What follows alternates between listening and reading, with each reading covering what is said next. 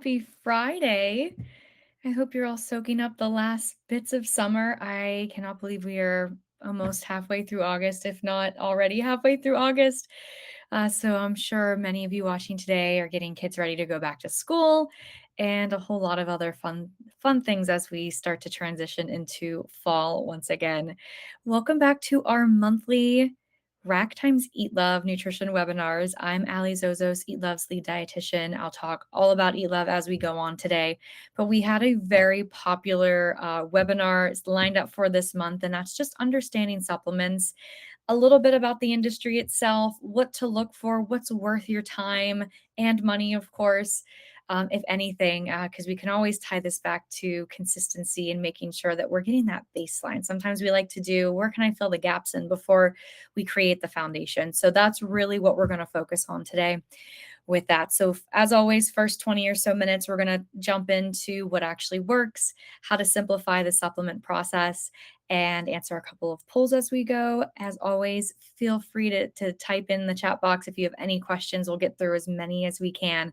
But I think we had another record for signups this week. So I'm really excited that you guys are all here. And we'll keep this casual fun as we usually do. But without further ado, let's talk about our objectives for the day. So differentiate between supplements with strong scientific evidence and those with limited or unsupported claims. Spoiler alert, the majority are going to have limited or unsupported claims. So if you have a question of, does X supplement work? It's all individual, of course. There's probably a lot of placebo effect associated with it, but where my brain goes as a dietitian is what evidence, what hard research has been done on this particular supplement to even provide those claims? Because there's really no regulation to say anything. It could be heavily marketed. And actually, the more heavily marketed something in, probably the more outlandish claims, especially if we're scrolling through TikTok or other social medias and you have some random person on there trying to sell you a product or sell you an anecdotal story that has these claims to it. It's probably not even true for themselves. But the harder something is marketed, more than not, more than likely, these claims are going to be more and more outlandish and promise you things that are not going to be worth it. And what's going to take effect, one, our health for one, two, our wallets. So a couple of things to keep in mind there. Identifying key supplements that may be beneficial based on our individual and health goals, lifestyle, and nutrient needs. Supplements are meant to supplement, so we're going to keep that as a core focus of our time today. And then we can learn to evaluate the quality, the efficacy, the effectiveness in making those informed purchasing decisions. We'll talk a little bit about, popular supplements and that sort of thing. But before we dive into any of it, do we have to kind of understand the helpful tool or the unnecessary extra? Why might you take a supplement? And what are some of those considerations that we need to look at? So first is to fill a nutritional gap when food intake isn't consistently there to meet a specific need. And ideally, we have some data on ourselves to support why this may be a need that we have. Blood work is a really great example. A food record that you can do with your RAC dietitian's team and say, okay, I don't know if I'm getting enough iron. I don't know if I'm getting enough calcium for my goals. And every single goal is going to have a different focus of nutrients that we should be mindful of. And when we get to the Eat Love portion of our time today, I'm going to show you what that prescription may look like. And of course, your care team at the RAC can definitely help you segment that out a little bit more and make that a little bit more prevalent for you. But ideally, first and foremost is starting with the problem, not necessarily the product. Do I actually need to take the supplement? Do I have a nutritional gap that can be backed by evidence within my own self and my own lifestyle? And if that's not the case, then there's really no reason for something like that. Correcting a deficiency, of course, lab work is going to give us that information, diet history, your doctor's recommendations, all really important things to keep in mind when starting a supplement regimen. Supporting a specific goal, like I said, it just lets use menopause as an example, where we need to have a little bit more calcium, not even just a little bit more calcium, but just enough calcium and have it consistently. Same thing with vitamin D. So those two nutrients may be really, really helpful if supporting your menopause is important to you. There could be sports specific goals. There could be weight loss goals, and every single goal is going to come with a specific type of recommendation. And then the convenience factor, which definitely is there. And sometimes I feel like this one is weighted rated a little bit more heavily than the others on this list, when it should actually be where it is on the list at the very bottom. Our food is going to be a first line of defense anytime, and we can turn to shakes, protein bars, other types of supplementation. If we truly cannot get these from our food and we cannot change our lifestyle in a meaningful way where we can stay consistent with it. But as always, starting with the problem, not the product. What am I trying to accomplish? Is the supplement actually the best tool for it? But more doesn't necessarily automatically mean better. There comes with an additional cost. Sometimes it can be an unnecessary cost. Side effects or medication interactions. This is kind of a disclaimer for the entire webinar. But as always, if you are starting to take a new supplement or you're of interest in a new supplement, always message your medical care team, your doctor, your physician, anyone that you're working with, and saying, hey, I'm thinking about taking this supplement. Do you see any issues with the current medications that I am on? Because there can be. And we'll get to that on the next slide, as we know that supplements not always say what they say they are. So definitely something to message, just to cross your T's, dot your I's type of thing with your care team. Excessive nutrient intake is also a really big one. A lot of these supplements may have other additional supplements attached to it. Like if you have a multivitamin that has X amount of iron, but you're also taking an iron supplement and you didn't realize that there was already iron in this multivitamin. And that starts to add up. That starts to add vitamin and mineral toxicity in our bloodstreams, not necessarily a good thing. So more is not always better.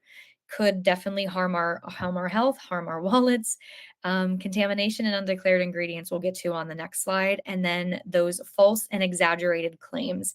Like I mentioned early on, the more outlandish, the more heavily marketed something is, chances are the less research and evidence is there to actually support those claims. It's kind of like one of those bait and switch, like distract over here type of thing.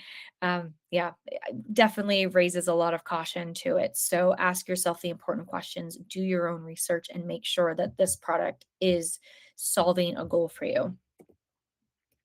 So, on the side of supplement regulation, this probably is the most important slide of everything that we're going to discuss today, and that is third party testing. The industry itself, heavily outweighs in momentum than testing can support, but also testing is quite expensive. So I could tomorrow, start something in my kitchen, create a vitamin, somehow get it on the market. The FDA is not responsible for reviewing supplements. The alternative, like your medications, pharmaceuticals, those are going to have an FDA approval to even be on the market. But supplementation in and of itself is a wildly unregulated industry. So, what we look for is, when you want to start any type of supplementation as a dietitian, you want to make sure something is third party tested. The gold standard that I personally use myself, Olympic athletes use it. If it's good enough for sports, good enough for athletes, definitely something that I want to hitch my wagon to as an everyday individual who just wants better health. And that is the NSF certified for sport. There is a really great database that you can just type in NSF. You could probably type in NSF database and then search in that search bar iron, for example, or a multivitamin or folate, whatever your goal may be.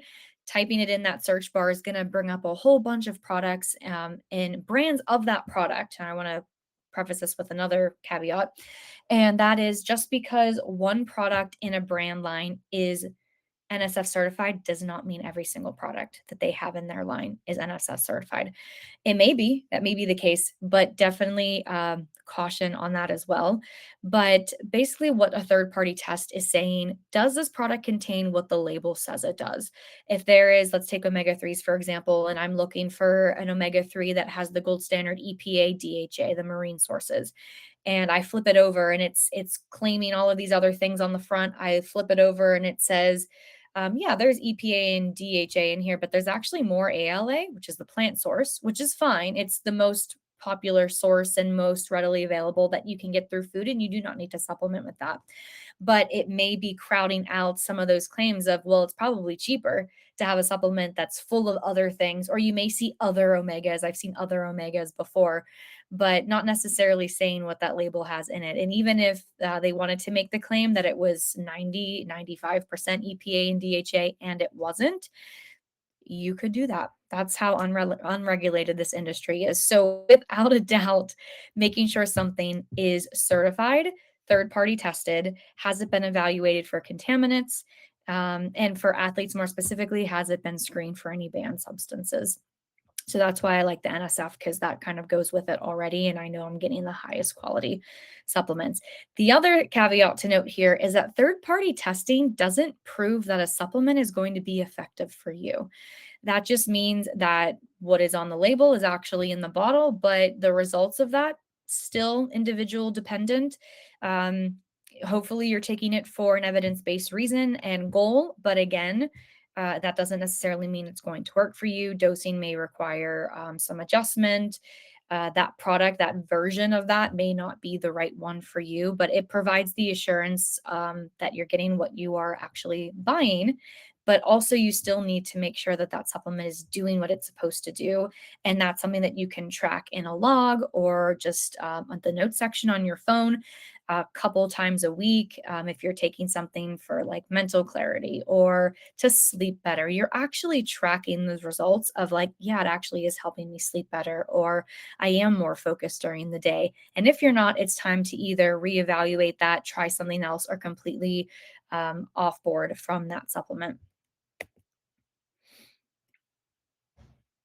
The internet seems to be a little slow today, but we are getting through it. All right. So when we talk about supplementation, there's always room to start with the macro supplements. Because the theme of this is more of like create your foundation, make sure that you have a solid foundation before you do anything else. Our macros are our most important intake on a daily basis. And I added fiber as the fourth macro because many of us probably do not eat enough of fiber. But starting with protein, that's probably going to be the most popular, like everyday supplement that someone may have in their day to day of maybe you're trying to cut or you're trying to bulk up and you need just more protein to do that. So either or, for fat loss, for muscle gain, protein is going to be really important. You can also overdo it, do it as well. But the popular ways that you'll find protein are through like protein bars, protein shakes, that sort of thing. And we'll talk about some functional foods on the next slide. Whey protein is probably the most popular that you're going to see on the market. It's fast digesting. It's a very leucine rich. Leucine is one of the BCAAs, branched chain amino acid. It's a um, our body does not make that that foundational block of protein, that amino acid. So it is something that we do need to get through food, but we can also get that through regular food and not necessarily a protein supplement. If someone wants to, I'm seeing like a lot of streaming issues on my end, but if someone wants to just confirm that it's working okay. I know it's recording, so the recording will come through. But like every other 5 seconds, I'm getting like a pop up of saying my connection is faulty, but it's working. Thank you, Brent. And then the casein side of things, more slowly digested. It's something that you may see these separate, you may see them together too. Primarily convenient way to meet your protein needs. Now, the second one of carbohydrates, since it is a macro, important to touch on that as well. But this was more for a category of individual that is doing longer endurance events. There is no need to supplement with carbohydrates unless you are indulging in an endurance activity longer than 75 minutes. Sports drinks, I always joke that like Gatorade is like a really great carbohydrate supplement. The full power Gatorade, the one with the sugar, that's where we're going to get the carbohydrate, not the G2, because that removes all the sugar and all the energy from it. But again, if you're not partaking in a long-term endurance event, not necessary. Things like gels, chews, powders. I'm a huge fan of honey packets. So if you do like any racing or running or long distance running, that's going to be a good option for you. Most useful when that endurance or intensity is much harder and much longer, to make an impact where you can't really sit down for a meal in the middle of a marathon necessarily. The fat side, important to talk about some of the omega 3s, or just the omega ratios generally.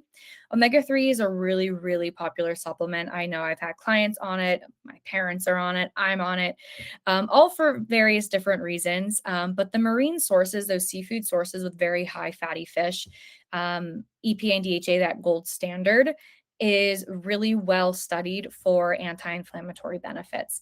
A note on that ALA side is the plant sources, so flax seeds, chia seeds. Our body can convert the plant source to the to the EPA and DHA source. It's just not as effective. So if your diet is lighter in fish or you don't eat fish, this could be a good option if you are finding that you need to work on, cholesterol numbers, or just want to have a little bit more anti-inflammatories in your body. This is a great one to look at. And the reason that I want to touch on this ratio is the omega-6 to omega-3 ratio. Now, this is not a national standard ratio. This is something that has been brought up if you're looking to prevent heart disease later on. It is the number one killer for both men and women in the US. So important to take a peek at where we are getting our fat sources. We want to make sure they're good sources of fats. So those omega 3s in a Western style diet, we'll see may outweigh our omega 3 intake 15 to 1, 20 to 1, something very high and mismatched. Now, omega 6s are things where you may hear, seed oils, oh, see, there's nothing wrong with seed oils in moderation by any means. But when we have a ratio that is not bringing our omega 3s with it, that's when we can see more inflammatory responses. We may personally feel that if we have joint pain, if we have arthritis, those types of things, or just, knees hurting after a long day and we're, not getting enough omega 3s in our diet. A good way to do that is just to kind of take a peek at where we're getting our fat sources from. And then the fiber piece, a lot of fiber supplements don't necessarily have like a robust amount of fiber, like even 6 grams could make a really strong impact. I think it's 15 or so percent of the daily needs, just as a little bit of a boost. But ironically, fiber, I think 25 grams a day for women, 36 grams a day for men, is it's not hard to get, but if we're not dialed in on our fiber intake, it is something that we can start as a baseline. Again, building that foundation. Where do we want to get started? We want to make sure that we're well fed with our macros, and we want to make sure that we're getting a lot of whole food, plant-based options, because that's going to help us fill in the gaps of a lot of these micronutrients, and of course that fiber as well. It's very easy to get fiber from our foods: beans, legumes, fruits, vegetables, whole grains, even nuts and seeds, which are going to be primarily your fat, are going to help contribute to our fiber intake. So if you have fun finding really unique ways to get fiber in, I know that's one of my favorite things. If I'm making pancakes, I'm throwing ground flaxseed into that, like a whole half cup if I can. And it's going to be more than half of my fiber intake for the day. So it's going to be a great option there. But the idea is that the supplements are there to supplement. Whole foods are always the best sources of these particular nutrients where possible. All right, so now we're going to review just something like functional foods. I know as a dietitian, this is something that's been on my mind recently, of basically processed foods. Some of these are going to be considered an ultra processed food, the UPF, that seems to be very heavy in the news cycle currently. But are you already supplementing with these? And sometimes that's necessary. Sometimes that's easier. Sometimes that's better than having other types of supplements. I know I have a cereal that has my RDA of iron and about 20 grams of protein in it. When's the last cereal is not a natural food to have that much protein in it? You throw the milk on top of it, and it's like this super food power breakfast. And there's some foods that are being, injected in, for lack of a better word, to have some of these additional supplements or these macro pieces or these micronutrients added to your food. And then there's just some foods that are naturally high in protein that are good sources, like Greek yogurt. So looking at the higher fiber or higher protein options, high protein cereal, there's high protein pastas now. You could also get high protein pasta in a form of a food that would already have high fiber in it. So like a bonza pasta or a bean based type of pasta, where beans, of course, they have more protein than a whole grain. Whole grains still have a little bit of protein, refined grains not as much. It's kind of like the lower one on the totem pole there. Fortified plant milks may have additional protein. Pea protein is also a complete protein. It's one of the only complete proteins that you can get from a plant source. Protein enriched pastas, higher protein breads and wraps. I see those. Those are usually like some sort of like additional ingredient. Higher fiber options. It's mostly the fiber and the protein I've seen in these types of foods. Higher fiber cereal, protein enriched wraps, bars with added fiber. Just be careful of some of these where too much of a good thing is also not a good thing, and you may have some weird GI pain, bloating, gas, constipation, even going around with that because they're just not natural sources of your foods. So definitely keep in mind of that. Fortified foods are foods that did not have this nutrient to begin with, and then after manufacturing has been added. So we have a lot of these foods on a daily basis that we may not even realize, like calcium and vitamin D in fortified milks and plant milks, B12 in fortified foods, iron fortified rich cereals, folate enriched grains, just something that's, kind of been on the market for a really long time. So always just a good idea to flip over that label and see what we have going on in there. And then also, of course, check the ingredient list. But the fine line is that the food and supplement is not always obvious here. And sometimes these are a good option for you to close a nutritional gap than looking at the supplementation, especially when we are focused first and foremost on those core three macros and, of course, that fiber. So the targeted supplementation piece here, and these are just popular nutrients. Not necessarily every single person on this call. I'm not saying go out, take these supplements. These are just popular supplements you may hear of and why you may need them. But ideally, again, you have a reason to be taking these. So the process is assess, test, supplement, reassess. Screenshot that if you will. But this, I cannot emphasize this emphasize this enough, where our dietary intake, our symptoms, our lifestyle, our medical history, life stages, training demands is really going to help us assess what the problem is. How do we move to the next step? Test if we can. A lot of these, especially like vitamin D, vitamin D3, iron, there's a lot of blood work and tests that can help navigate where we are deficient, if we are deficient. I know I have a pretty strict regimen schedule right now. I'm working on some goals of just being very low in ferritin. So I've definitely had to increase my iron intake with that one. So, and that's a goal that I'm tracking, and I will retest in a couple of weeks and see where I am to see if that is actually helping or I need something a little bit more aggressive. So that's the supplement piece. And then, of course, you reassess it. So the targeted supplementation helps us address those real deficiencies, optimize health performance and recovery without wasting money and adding more nutrients and potentially over nutrients in our bloodstream. So just you guys can take a peek at some of these ones. Vitamin D3, it's a role in supporting bone health, of course.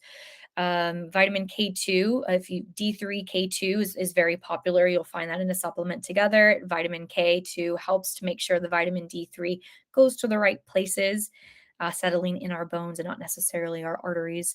Iron and vitamin C are pretty well paired together. Vitamin C is going to help with that absorption. And that's also why you may never see an iron supplement with calcium, or if you have a multivitamin that has both, you may notice the calcium doesn't have a ton of calcium in it just because it's going to interfere with that absorption rate anyway. So where you will not see a lot of calcium in like a or multivitamin that has iron as well, just because it kind of defeats the purpose. If you do have a need for both of those, you would ideally want to space them out.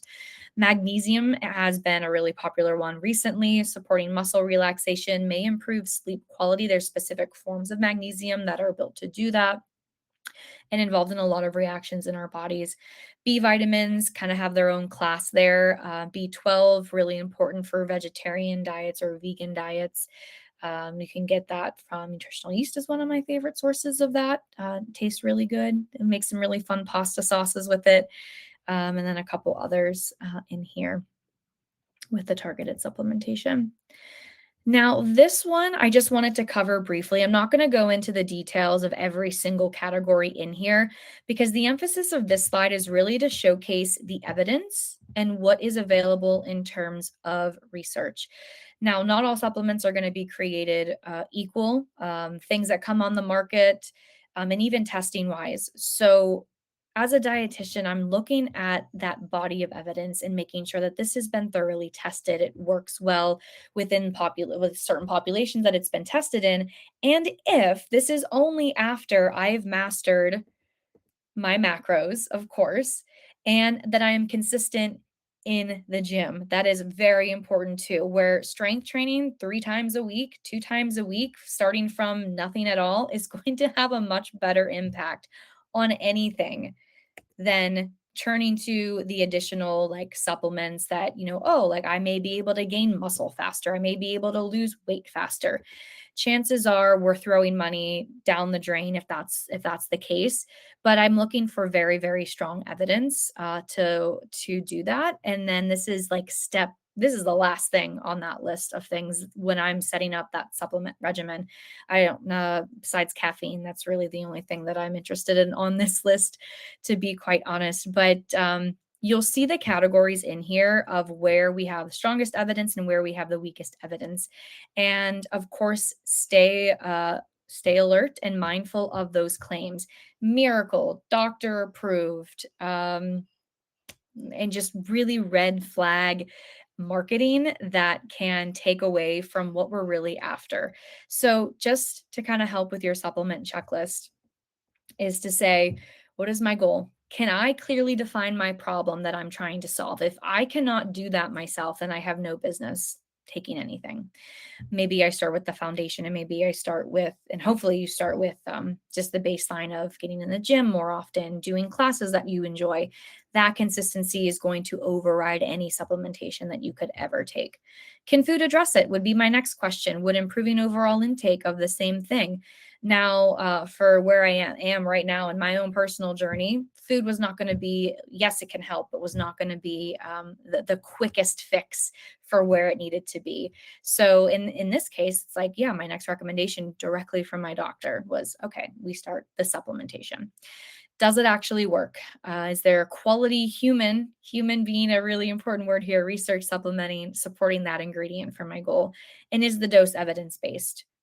We don't need to get, super, super high in dosage. That can be very harmful. There are tolerable upper limits for many, many vitamins and minerals, and making sure that it's a studied benefit and it's not interfering with any of those medications that I may be on.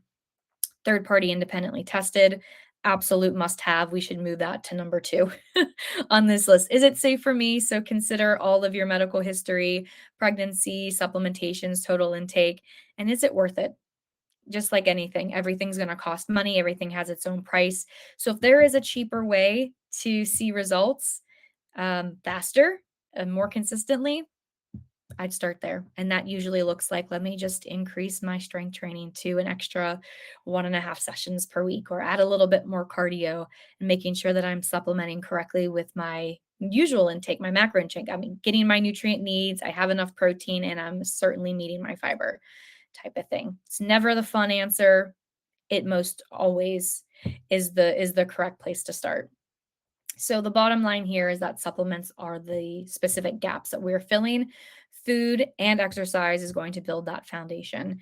And again, if you can't clearly explain why we're taking it, what it's supposed to do, whether it's working, definitely reconsider whether you need it to begin with, because we are going to have to monitor that as we go through it, or else, yeah, just adding things to the list, and I'm sure we could put that energy elsewhere in our daily lives. But that is a wrap on our slides. I know I didn't have a lot of time for our review here, but I just wanted to ask one quick question. If you all have created your Eat Love profile yet, and I want to be respectful of your time, I'm going to stay on for about 3 or 4 minutes and just kind of walk through where you can access your profile through the Rack app, and also looking at your own nutrition prescription. based on the health goal. So, like Women's Health, for example, has 10, 15 different templates in there. I used menopause earlier. You're going to see within that profile the breakdown of like what nutrients are we really after here? What is important for this goal to make sure that I can approach menopause in a healthy way? So it looks like majority have created that. If you have not, you can simply go to the Rack app. I believe we're under tracking,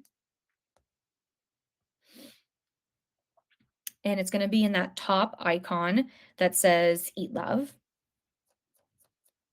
Let my app load here. And it'll just walk you through your onboarding. You can pick a goal. So you'll go to tracking and then Eat Love Personalized Nutrition. And if you haven't already walked yourself through onboarding, if you have, you should see your meal feed. It kind of looks like Spotify. And just to kind of show you an example of what that looks like, I will show you here. Just on your phone.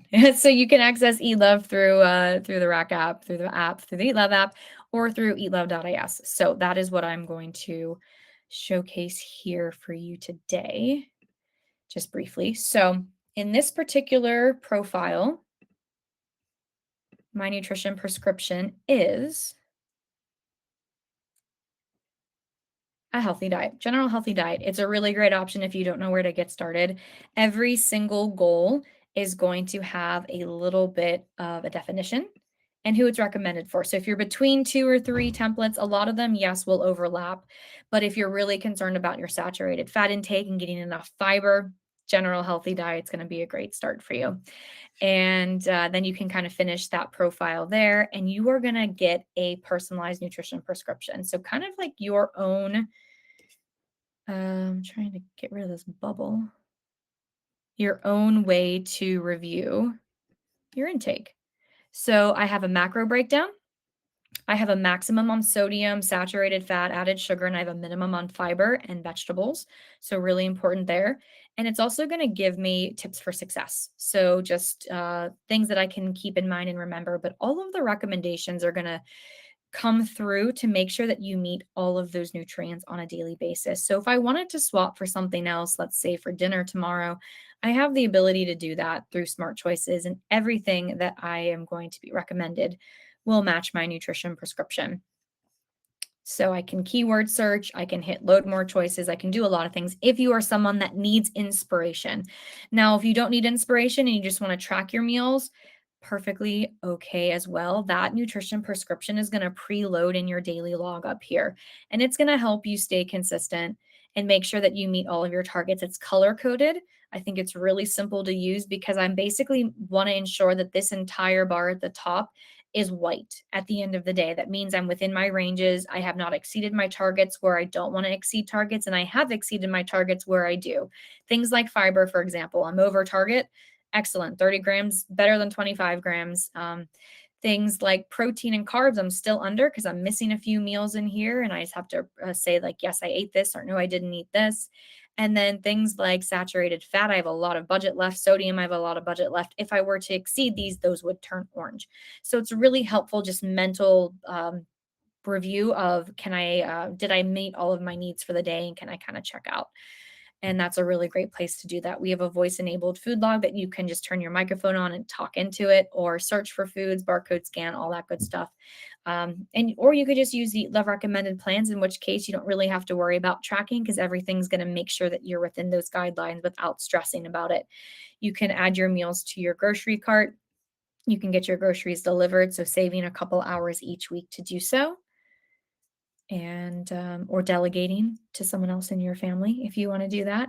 Check off items that you already have, and then ship out to one of our third-party integrations. Now, if you're someone that likes a lot of inspiration, like I like a lot of inspiration, the meal search is going to have, this was Spotify for food. This is your Pinterest board of recipes, nearly 8,000 dietitian approved recipes. You can keyword search for anything. You can use the filter to find dinners that are 30 grams of protein, 8 grams of fiber, that use broccoli as an ingredient. You can get that specific through this filter. It's one of my favorite ways to discover new options and new meals if I'm looking for something delicious that, I've personally probably had every salmon recipe in the database. But if I want to find something new and exciting, this is where I'd go to do that. And then you can schedule it directly into your meal feed for your family, who's eating what when, all the serving sizes so that you buy the appropriate amount of grocery as well. But I am going to come back to our chat here, stop sharing, and see if we had any questions for today.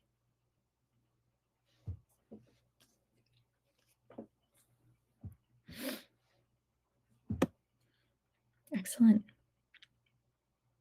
Well, I know it's Friday and we are ready. Shalani, how do we get started on what you described? Yep. So you're going to go to the Rack app and you're going to click tracking. I feel like my background turned on. You can see that. Tracking is going to be this one down here. And then Eat Love's going to be in the top corner. And then if you haven't completed your profile already, there's just an orange button that says complete your profile.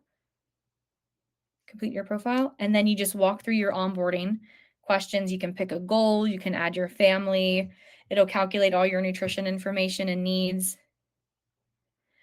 So rotating supplements, there are half-lives with vitamins and minerals as well. So if it is working for you and you're still feeling those effects, by all means, your schedule is your schedule if that works with your lifestyle.